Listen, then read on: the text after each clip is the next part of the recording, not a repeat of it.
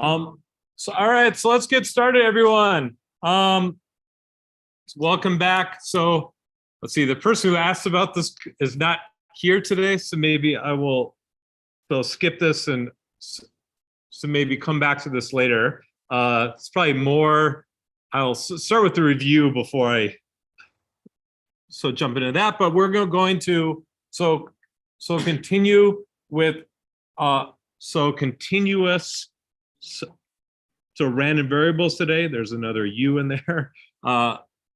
So continuous random variables. We're going to talk about. So it says Gaussian's exponential. Oh gosh, I have a lot of. I'm going to rewrite a number of things up here. So continuous. So random variables and so very importantly, we're going to introduce the normal distribution. The normal distribution is it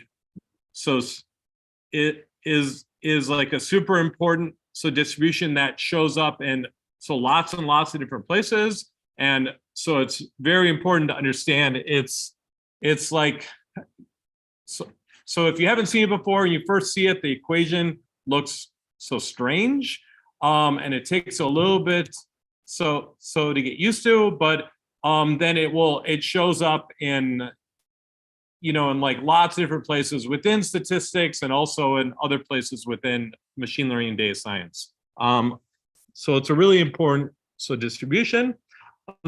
Okay, before we get into the lecture, just a reminder of where we are. So let's see. So homework 3 is out. If you haven't started on that, that's due next Tuesday. I've got some copies printed up here. Not as many people picked them up as with homework 2. So next time I'll print out fewer copies. So I should probably be keeping statistics on how many are picked up throughout the semester. So in quiz, let's see, quiz 5 is today. So we'll stop the lecture a bit early. Again, this will be on the topics covered this week. So be on continuous random variables and distributions. And yeah, starting next week, we'll get into expectation and variance, and we're getting closer to the statistics part. And we'll see a little bit about how to do these, how to plot and work with these normal and like other random variables in R. Today. Okay. So before we get into review, there's a question. So this will partially serve as a review, but what we talked about last time, there's a question: is a function like this? So f is defined. It's 0 everywhere outside of the interval between 0 and 1. It's not defined. It's 0 at the value 0.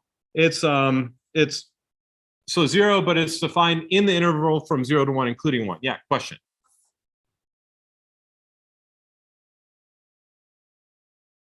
Yeah. So this is a great question, right? Okay, so there's this strange function up here, right? And I was gonna tell you how it's always greater than 0, and it's and if you take the the integral, the integral is 1, right? But we use these distributions to model actual things in the real world, and they're useful for modeling them because they may not be exactly perfect. There may be other things going on, but they're usually easier to work with, and they capture what's actually going on. And this one is strange. What's happening is as you get closer to 1, right, the value is almost always close to like 1.2, and as you get to 0, the value is oscillating.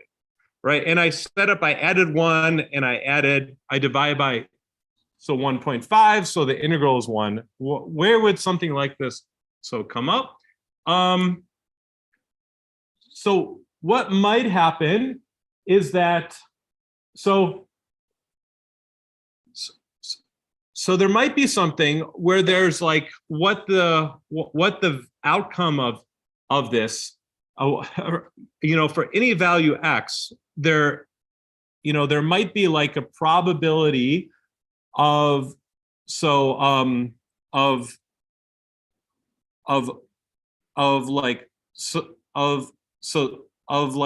event happening, and this event is like oscillating, and so it's not a probability because I'm not strictly between 0 and 1 here, because I'm dividing by 1.5, but that's kind of an artifact of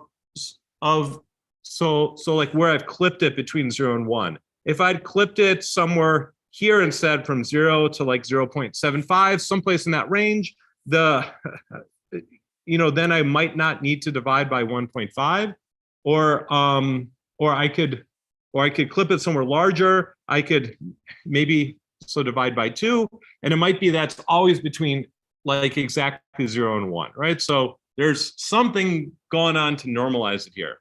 But what kind of system would have this behavior where it's sometimes true and sometimes not true, and that gets kind of more and more noisy and oscillating as you're getting closer to 0, right? So this could be something like where if you're trying to like measure something closer and closer to 0, and you're looking at like the lowest precision bit that you actually need of something, because as you're getting like closer to 0, you might have need more resolution, but because you're not getting but because you're measuring, and so the lowest precision bit might be oscillating between like if you just measure this in bits, it's either like 0 or 1, but there's some noise to that, and it kind of is like something like a continuous noise. So as you get closer and closer to 0, you're looking at smaller and smaller bits, and I've smoothed it out using it's like a sine function, right? You can maybe imagine something like this, so if it's actually the thing about measuring something as a probability of being a 1 bit or a 0 bit, so with some noise, is that value is always between 0 and 1, right? The probability is, so that it would satisfy this property that the function has to always be greater than 1. And if you normalized it properly, like I've done here, or then the integral is 1, right? These were the two properties we said a continuous PDF was supposed to have. The problem is it's not, even before, as it approaches 0, it's not continuous under some definitions of continuous, right? So is this a problem to describe like a probability? So it's kind of a problem in, in two senses, and in one way it's not actually a problem. All right, so the first potential problem is that maybe this is not actually modeling something realistic. I kind of came up with an example on the fly, but it was kind of probably not too convincing. All right, so to be honest,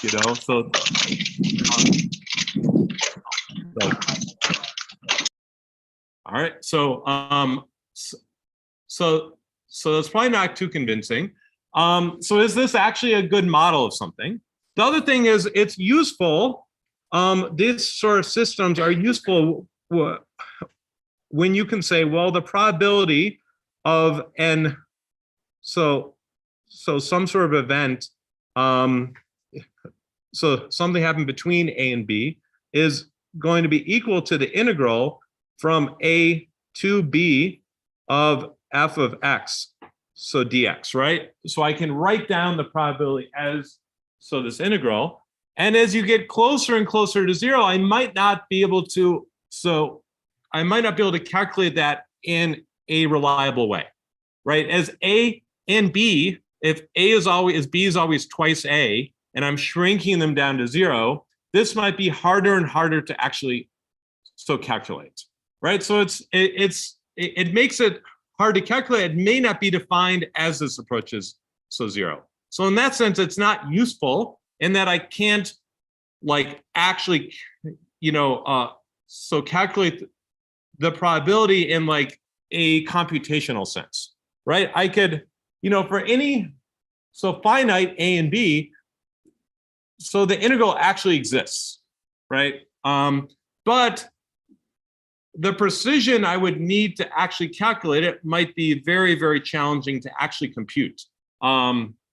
So that would make it very hard to work with. All right, I write these things down because I want to actually compute something, but I'm going to get some weird rounding errors. If you look at how a sine function is actually implemented, in a lot of places implemented as a table, right? And so they look up the values, and a computer program would look up the values inside the table. And as I got closer and closer, x closer to zero, 1 over x would be super small. It might not show up on the table, and so I might get some error. There could be other ways to calculate, but it's just more messy and challenging. From another perspective, it's not really a problem. Okay. So there's some notion, what we're calling continuous random variables are actually probably a more formal definition would be an absolute continuous random variable, meaning that it's if you look this up in sources outside the book, they'll say, well, these what we're talking about are absolute continuous random variables. That means that this function of the PDF has to be continuous. And so this is mostly what we're talking about. But so you could also imagine a situation I want to describe with probability, and it says so let's say the random variable corresponds with the length of the recorded lecture. And so how I do this, I described a scenario on Tuesday where I press start, which I just did a few minutes ago, and then I press stop. And so there's the distribution is around 80 minutes because I press start around the start of the class time, and I press stop around the end of the class time, and there's about an 80-minute gap. And you could think of modeling this in some way, but there might be another process where where I say I would automate it, so I tell YouTube to record it exactly from the start of class exactly to the end of class, and it does it, and it has an internal clock, and it exactly starts it at one time and ends it at this other time, right? So this is always exactly 80 minutes. And so what I do is at the start of class is I flip a coin.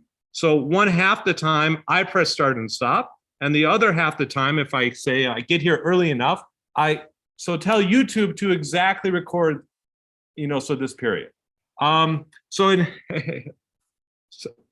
So in that case, what the probability density function looks like, well, half the time, it has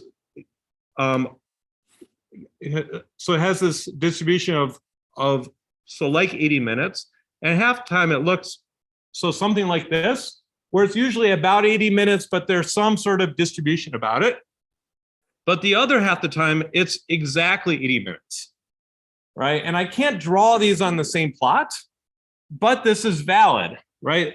so, so this is a valid way to describe the probability.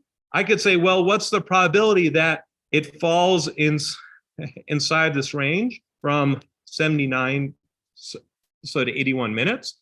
Well, it includes this piece, so I get a probability of 1/2 because that's in the interval. And for the other piece, I have to do, and so in the case I do it myself, I have to I have to do like an integral under the curve, and I have to add these two things up, right?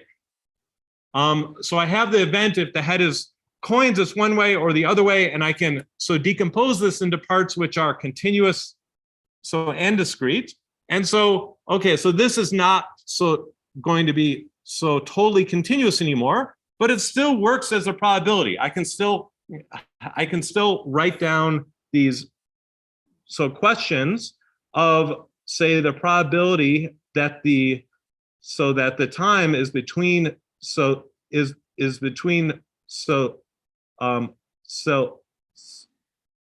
between 79 and like 81 minutes, and everything's fine. I can still write down that still makes sense, but it's not either discrete or continuous. It's, it's a mix of these things. And so this is kind of a mess to deal with, but everything works out, right? So you can have these kind of weird functions as long as these statements make sense, you can talk about the probability still.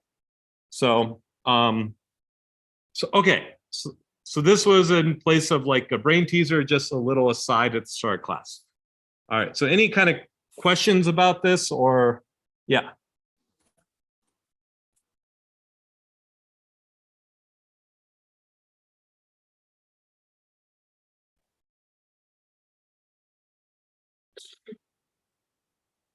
Yeah, so the way you do this in measure theory is you say there's like a Dirac delta function at 80, and you have a value on that. It has but it's not like a function, in the sense that we're used to dealing with. So you wouldn't compose them into the same PDF. I can kind of draw them both here, but that value is actually infinitely high.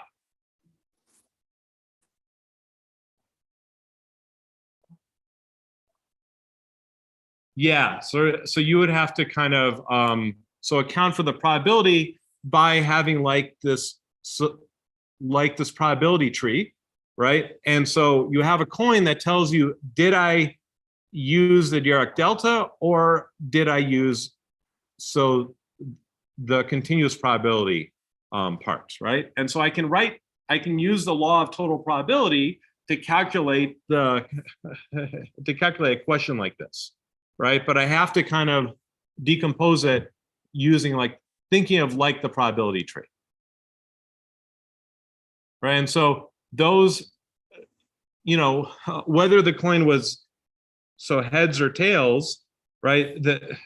That's a decomposition of the probability space, and so I can calculate the probability that it was between 79 and 81 minutes, given that it was heads. That means I automate it. It was exactly 80, or given it was tails, meaning so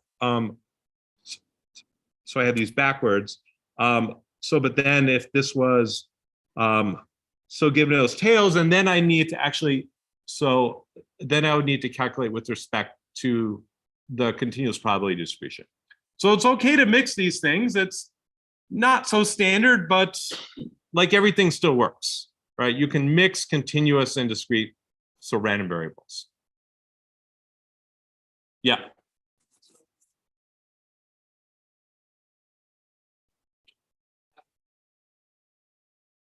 Well, it's conditioned on the coin being tails, then the integral has to be 1, right? So think of this black curve I've drawn as the conditional PDF given that the coin was tails, right? And then it has to integrate to 1. right? There's a 1/2 in front that you have to multiply it by, right? So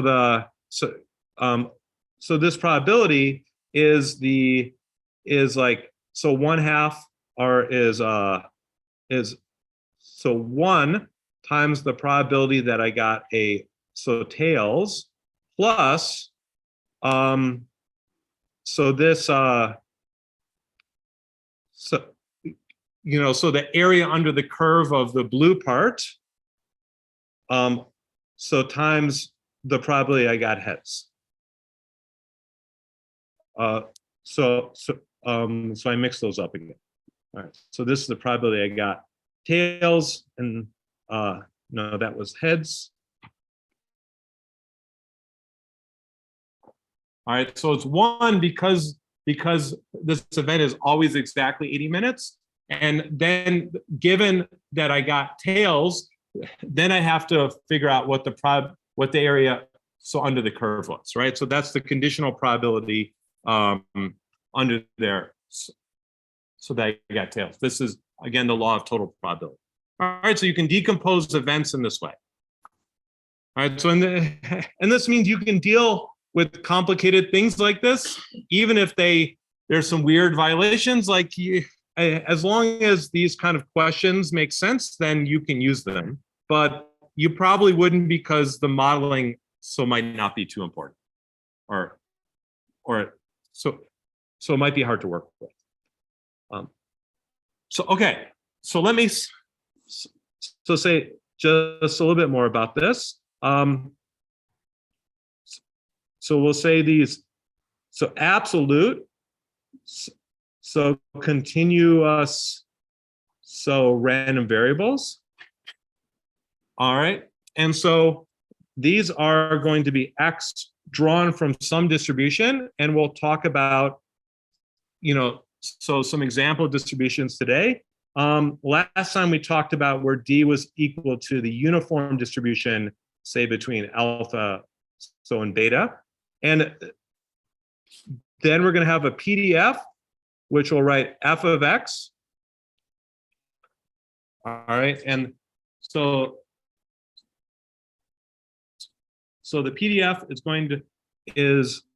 going to have the property for lowercase x that this is always greater or equal than 0, and that the integral from -infinity to infinity of f of x dx has to be equal to exactly 1.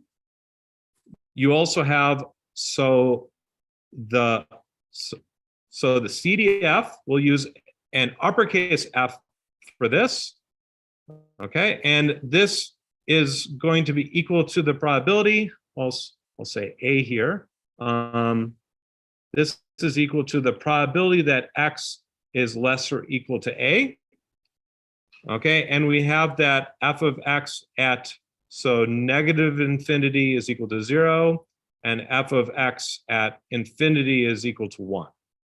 All right, so you can't actually evaluate at -infinity and infinity, but it goes to 0 as you go to -infinity and goes to 1 as you go to this, and so this is non-decreasing. So this is always increasing, right? So the probability is always larger as you increase A, right? So these are the properties we want to have. Okay, uppercase is always going to be, uppercase F is always going to be the CDF. Lowercase f is going to be the PDF. All right. Okay. So let's do another example, kind of a toy example. Let's look at f of, A is defined. It's going to be E of x, of A, which is a shorthand way of writing e to the power A. And this is true if A is less or equal to 0. And so it's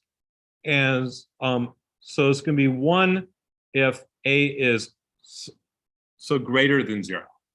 So is this so this is uppercase F. So this corresponds with the cumulative density function, right? So is this a valid so cumulative density function?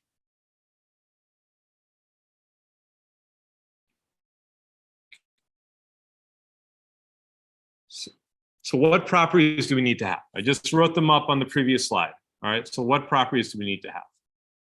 Okay.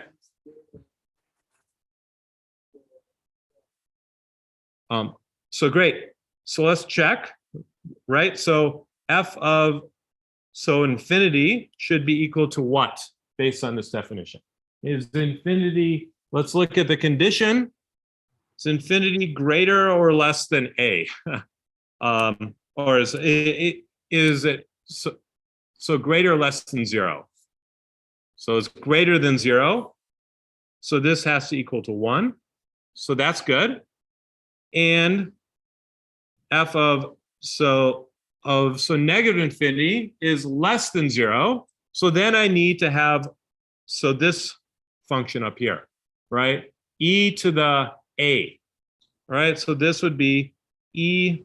So it's the limit as A goes to negative infinity of E to the power A.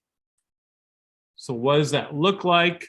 So I'm taking so this is the same as the limit. This might be slightly easier to think about as A goes to so positive infinity instead. Then it would be 1 over E to the A. All right, so if I have the negative in there, that means I can flip it so on the bottom side of a fraction. Right, so I can do 1 over that.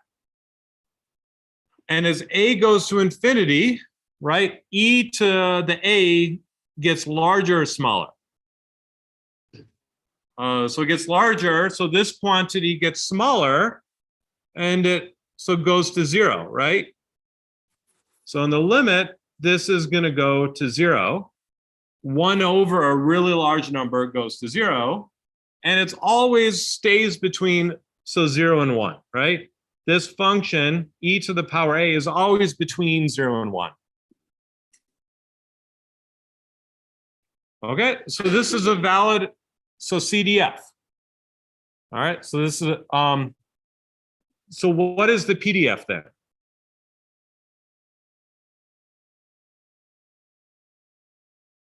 So how would I get the PDF?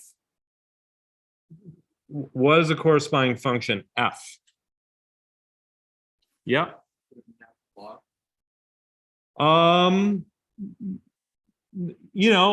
the natural log and the e are so related to each other, but what operation would I do to think about like how to get the PDF? Yeah, so I'd have to take the derivative of it, right? Right, so what's the derivative? So f of a is going to be equal to dA of uppercase f of a, right? So dA of e to the power a. So what is this going to be? Do you have it worked out?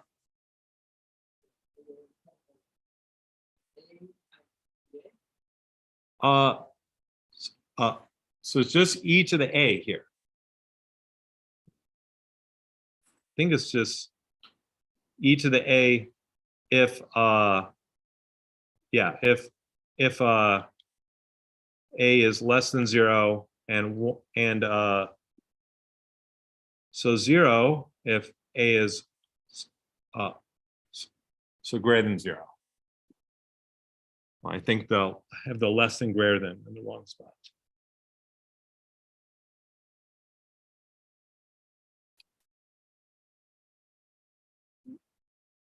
Right, so this is the PDF then. Yeah.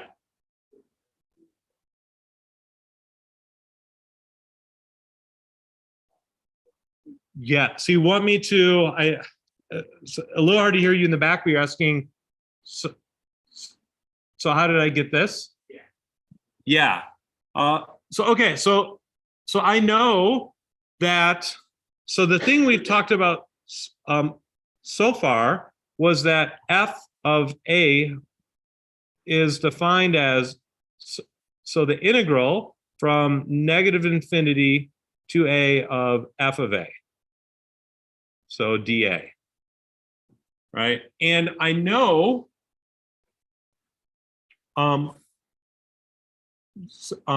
so I know that so this value is so 0 at so negative infinity.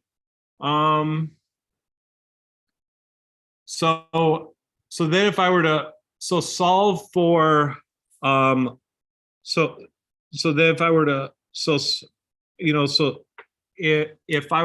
if I were to solve for so lowercase f of a, then I would need to so take the derivative so at the value so that I'm trying to solve, right? So if uppercase f of a is so the integral of this, then to get lowercase f of a, so I have to take the derivative.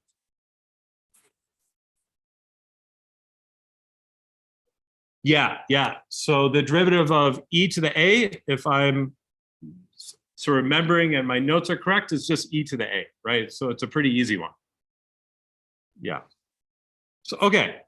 So great. So I just want to do this warm up. You can also go the other direction from the CDF to the PDF. And so these, so exponentials, so with the base of e, right? So in this is true if e is 2.71 dot dot dot, right? So this is so the natural number. So then so these actually show up a lot. So the first place it shows up is what's called the exponential distribution, exponential distribution. Okay, and this is for a random variable, and we'll say from exp for for some parameter lambda, and this is defined as so follows. So PDF, it's not quite like the example I had, but it's so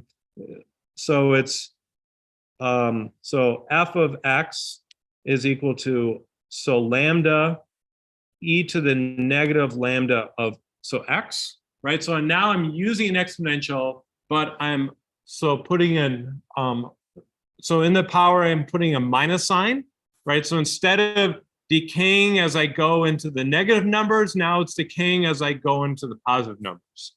All right, and so this is typically only used for when so for when x is large. So I don't have my notes, but I think this is only defined for x greater than 0. So and then if you take the derivative of this, the corresponding CDF for f of a is 1 minus e to the negative lambda a. All right, so this is if you take the integral.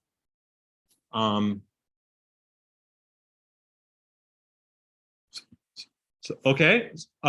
So what is this used for? What does it look like? So this is going to be a function that where it's kind of dropping so exponentially fast, right? So if I have a value x, then so this will be the function f of x. And so it starts out with a larger value. So if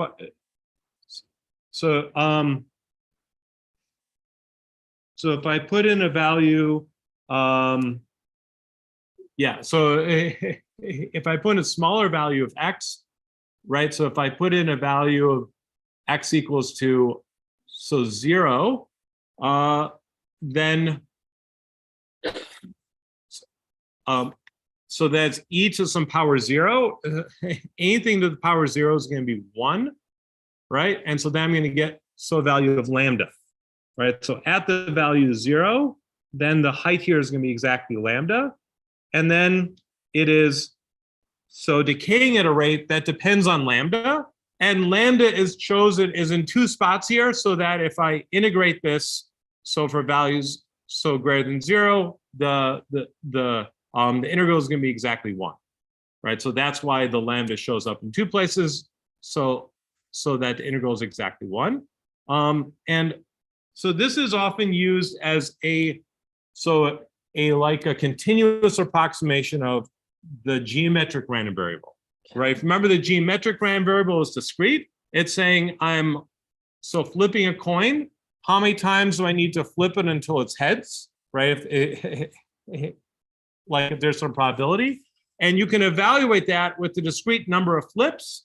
But if you plot it, you can't draw a continuous line. It's not defined in between the flips, right? So this is useful if I want to say, well, what is the expected time until the first person leaves the class?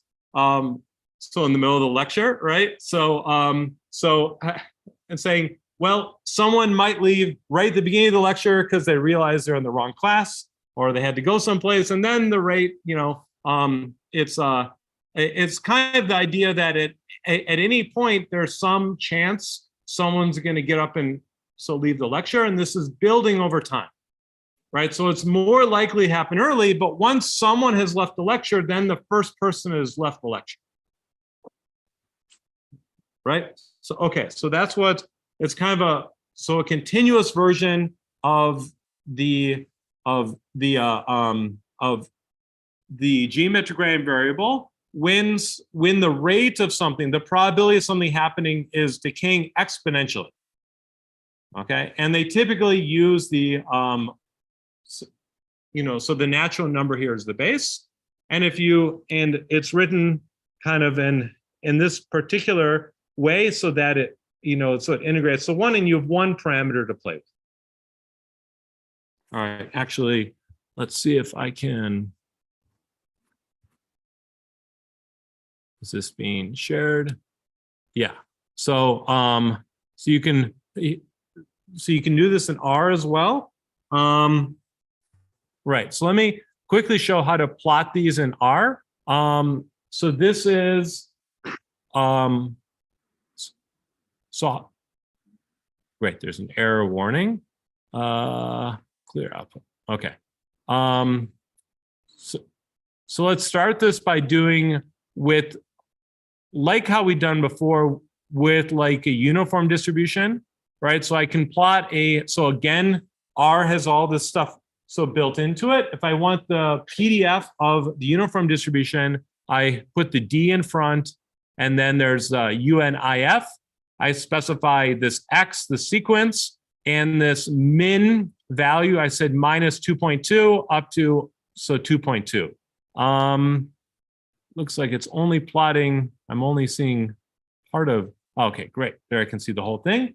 And so it's kind of, you can see it's defined between minus 2.2 and it's 0 outside of that, and it's equally likely inside of this range, right? And I can plot this with the line plot. Now that this is a continuous distribution, it makes sense to plot the PDF as a line. There's kind of a concern, though, about doing it in this way where I define this sequence X first, because if I were to define it, if I were to redo this and I define it with a smaller X, so now I only put 21 points in the sequence. Before I put 101. If I put 21 points in the sequence here, this looks kind of weird. If you kind of see it, you can kind of see the curve on the lines. There's kind of like a trapezoid here. Yeah. The text. Yeah. Let me. So is this good? I think I can still get enough on there. Great. Okay. So I've only put 21 points on the, that I've only defined the function at 21 points. It plots all those, and it's what it's doing. It's connecting those points with the line. That's how it plots it. right? If I don't put enough points, there's kind of this angle at this thing, and this looks so not right. So kind of a way to kind of go around that and not have to define the sequence is instead to use this other command called curve, which will directly plot this. I don't need to define the sequence. I can just do this, and it chooses it's internally kind of doing the same thing, but it chooses the X sequence for you, how much resolution it has. And if you squint enough, you can see, well, it just connected the points and it put a little slope here when really this is vertical. So this is easier to see. This will almost always give you something that looks pretty good. So this is an easier way to plot it. And then this is the cumulative density function, right? I put the P in front to get the cumulative density function. And you'll see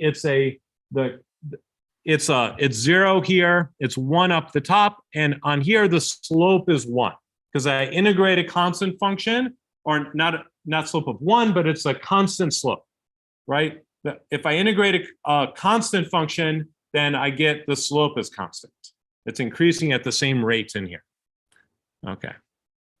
Okay, so I can do the exponential function as well. Let me just replot these. Okay, so now I'm saying this rate parameter, so lambda, as they call it rate here, and I can plot the PDF and the CDF. I plot from 0 to 10. So this is, it gives me 2 plots, and okay, and so this is the PDF.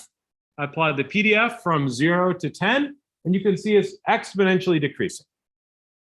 Okay, as I get further away from 0. So it's going to be a really small value as I'm out to something like 10.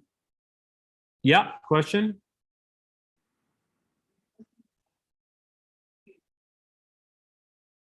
So that's correct, right? There's some weird chance that it's going to be, an exceedingly long period of time before the next person leaves the classroom, right? But maybe we all get frozen here, so something happens, right? So that's what it's modeling anyways, right?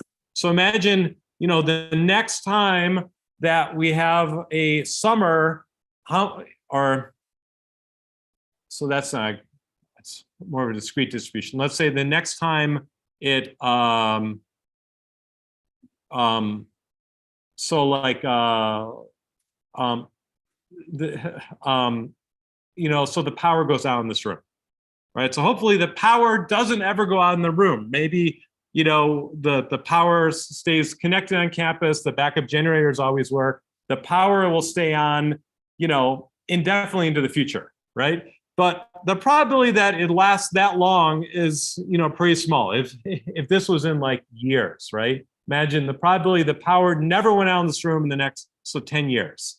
That's probably pretty small that it never happened, right?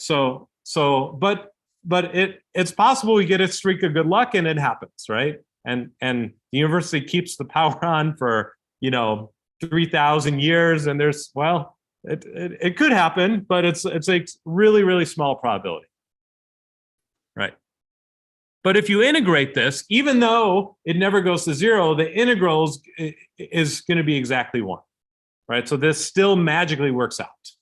And then if you do the CDF, the nice thing to see about the CDF in this is that as you see the slope of the CDF starts out much higher, right? The rate of change is much higher down here, and then it's plateauing. And eventually the probability is going to be 1, that's the integral, but it never quite reaches 1 at the same time. Again, this kind of sort of weird thing to think about. Okay, got one more thing. Then I plotted this for, what do we have here? For multiple values of the rate parameter. Kind of the rate parameter tells you how quickly it's decaying. Okay, so it plotted first the one in blue at a rate of 0.5, And so that set the bounds of the graph, and it threw the other ones on top. The red and the purple one, those are kind of having a higher probability of happening. So earlier, that means that the rate at any given time is kind of the rate at which, so people are like, so leaving the room. So if they're leaving at a higher rate, then the probability of it happening later is lower, right? And so that's what's happening here. As the rate increases, this curve is kind of becoming tighter with, more probability closer to zero.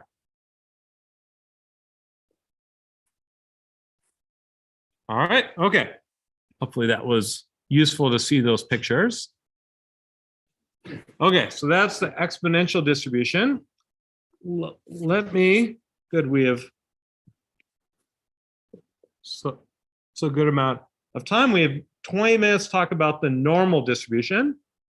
Okay. Normal distribution. I mean, one reason you can think of it being called the normal distribution is because data noise normally looks like this. When higher dimensional versions of this, and so sometimes this distribution is called the Gaussian distribution. Okay, so named after Gauss. I don't know if he was the first to write it down or not, but a lot of stuff is named after him. But I'll try and call it the normal distribution, but sometimes I'll call it the Gaussian distribution instead. Okay, and so this is defined. We'll say a random variable x is normal. If this now has two parameters, mu and so sigma squared, and I'll explain what those mean a bit more. And so the PDF is defined as f of x is equal to 1 over 2 pi.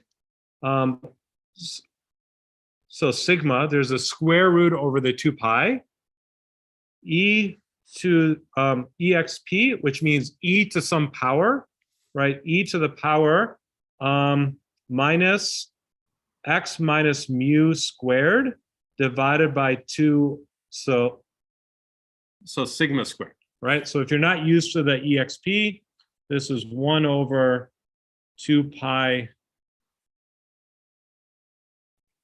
1 over 2 pi, so sigma square root over 2 pi times e to the power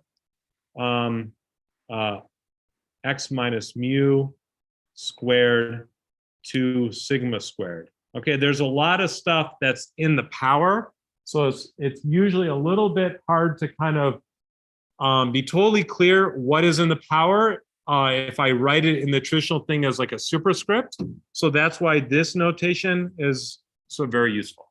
But that means e to that power, whatever's in that quantity. Yeah. There's a square root. The only square root is here. So inside of this, there's a square. This is a 2. Okay, so it's x minus mu. Mu is one of the parameters.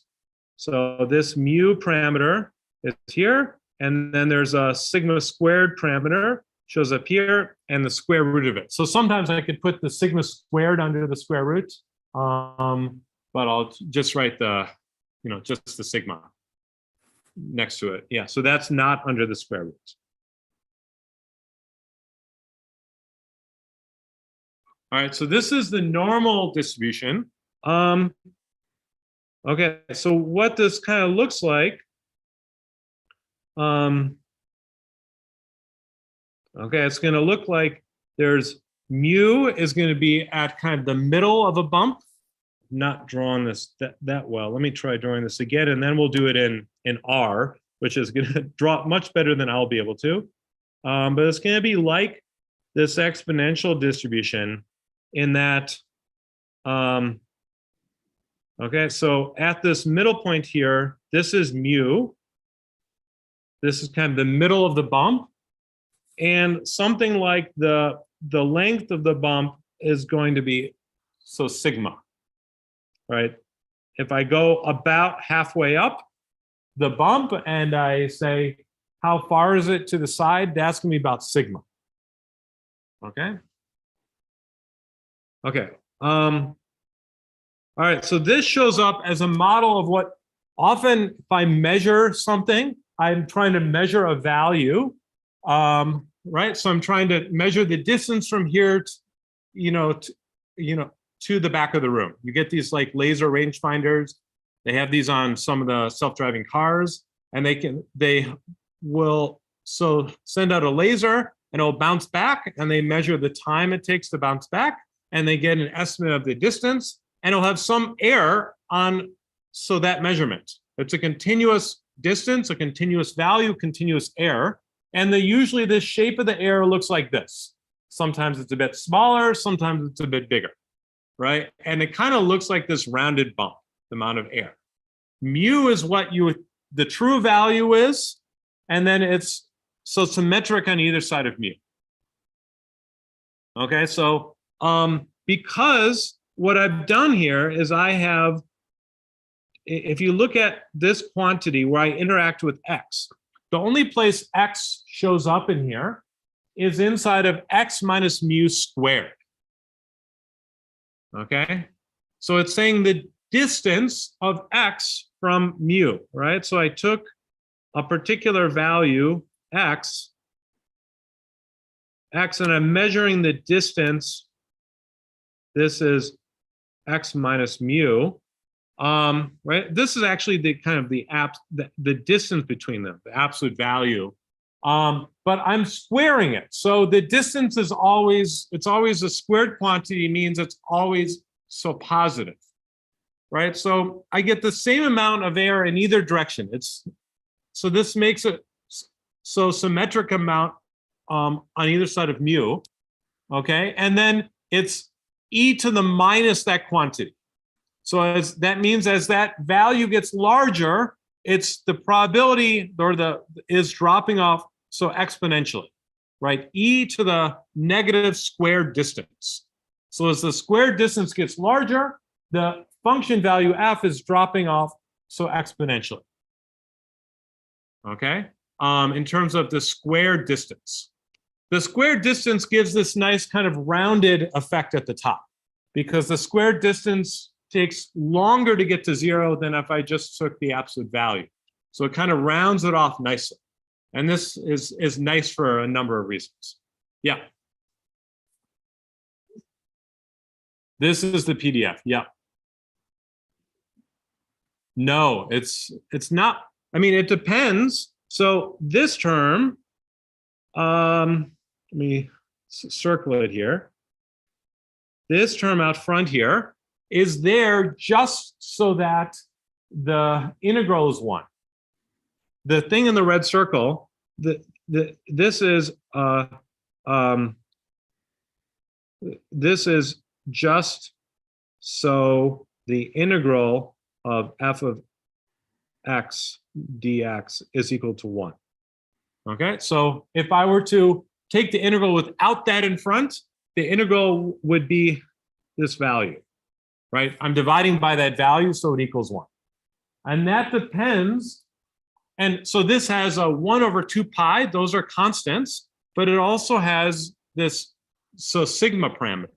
So it depends on the choice of the sigma. So what the value is at the top depends on sigma. If I did not have the red term in front there, then what would the top be?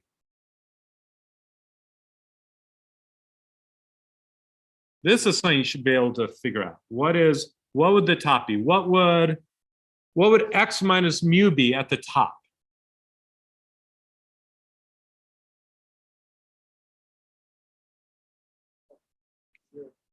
Yeah, x minus mu would be 0 right up here, right? If I look right at the top, the highest point is when x is equal to mu. That makes x minus mu equal to 0.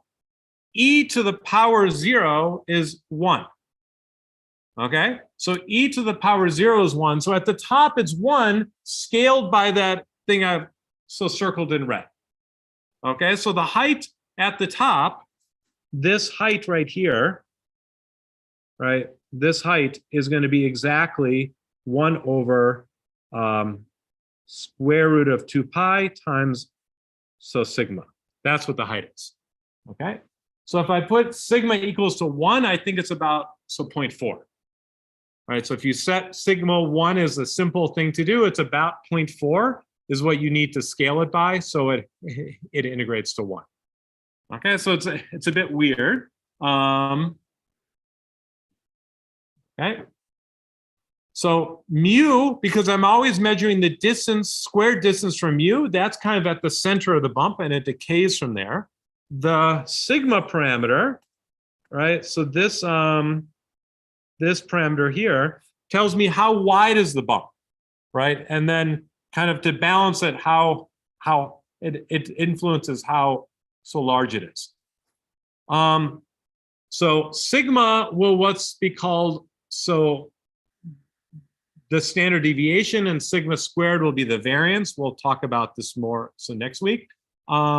But no, sigma is the same kind of scale as the units you're measuring. If I'm measuring something in in meters, so if x, the value x is measured in meters, then sigma is also in meters. Those units match.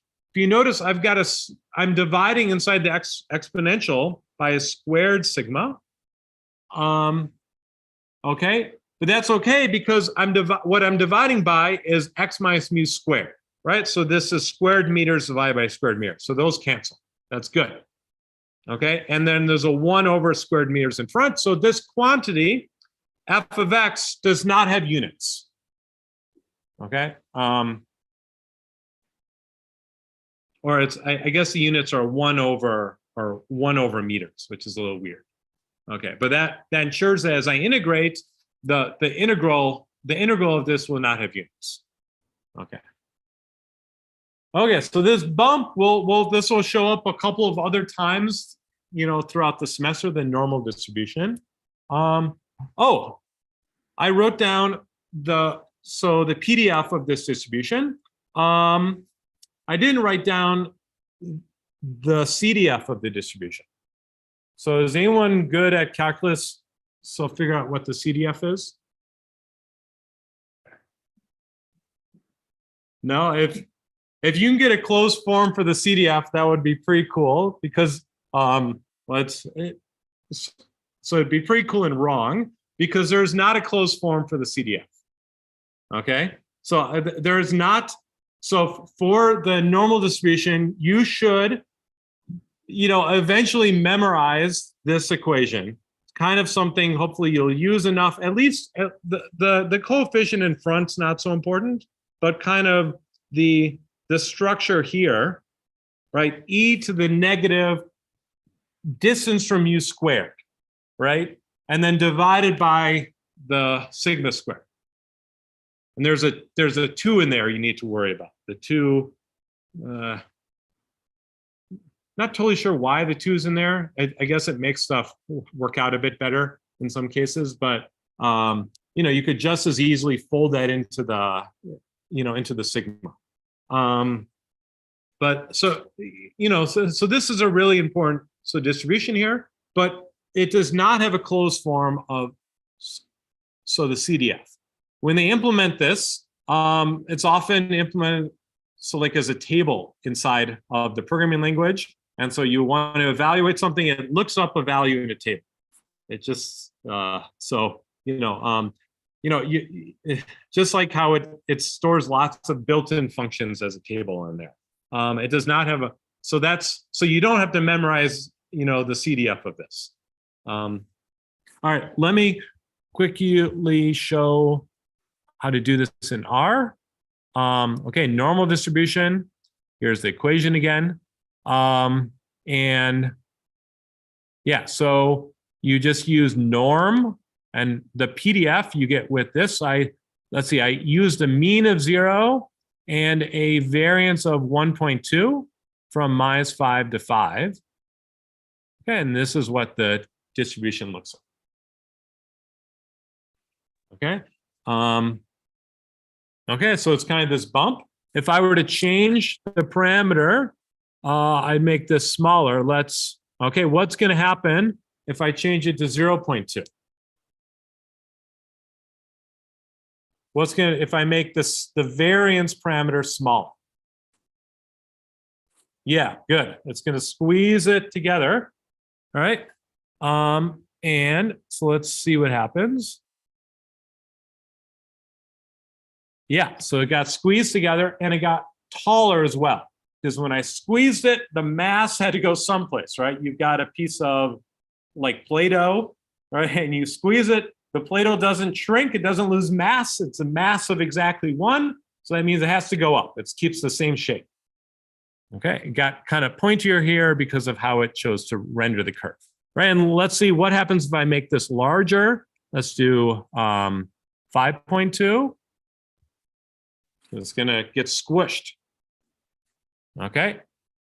Okay, now it looks like it's not going all the way down to 0. So what happened? Yep. Back.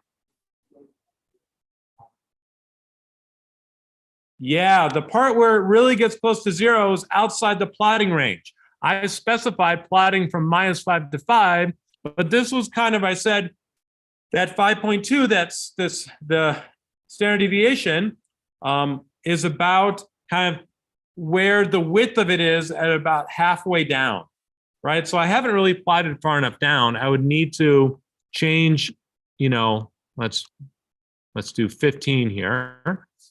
Oh, okay. And now if I replot it, it should look so normal again. Right? Okay, and if I made this even bigger, 25, you'll again see how it's kind of flat. All right. Good, yeah.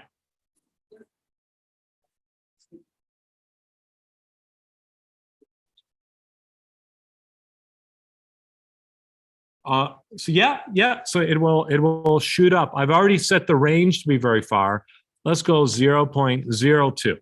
So probably, and the curve function which plots it is going to not have enough resolution to really capture it. It'll be the exact same shape as before, but it looks kind of like a spike because I've zoomed so far enough out. Right? If I were to use the sequence thing to get my domain and have like 1,000 points, you would see it's exactly the same shape. Yeah, but it's the same shape. It just gets pointier and pointier, right? The function value can go above 1, that's fine, but the integral is still 1, right? So the height now is like 20, but it's roughly from -1/20th to -1/20th, right? Okay, and so I can, even though there's no closed form for the CDF, I can still plot it just fine, right? So I just do P norm.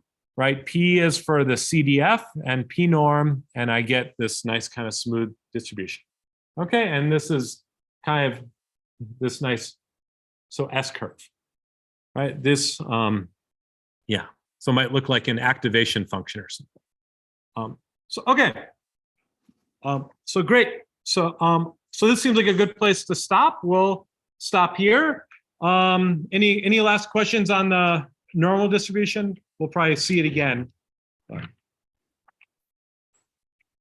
All right. So okay. So the quiz is open, and you've got about, if you're not going to take in here, about 5 minutes to be a little bit noisy in the room, and then we'll have it so quiet in the room to take the quiz.